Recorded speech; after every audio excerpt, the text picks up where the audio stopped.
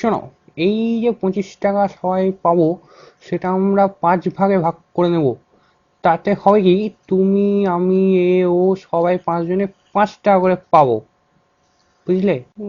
না না, তুমি নিজেকেই ঠকাচ্ছ। যদি পাঁচ 25 টাকাকে আমরা 5 ভাগে ভাগ করি, তাহলে আমি এ ও সবাই 14 টাকা করে পাবো।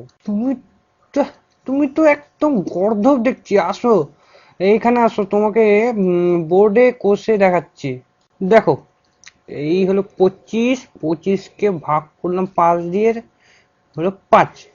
5 2 যায় না, তাহলে 5 যাবে 25-এ। 5 5 25।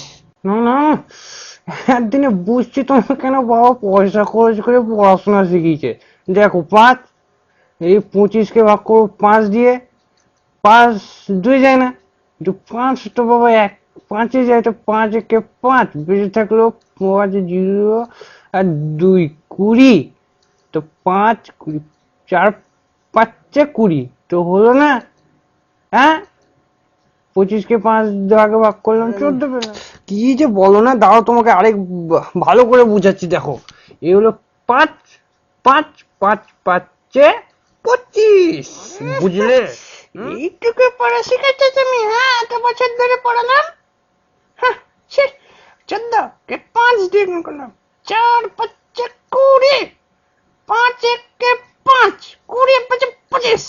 এই নাও তোমার না মা, বাপরে বাপ। দেখো আমি তোমাদের দেখিয়ে দিচ্ছি, দেখো।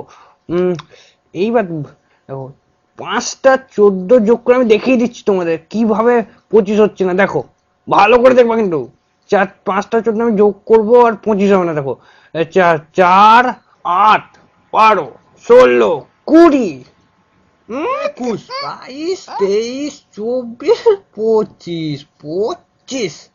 তাহলে বুঝলে, বেশি পড়াশোনা করতে হয় না কেন, হ্যাঁ?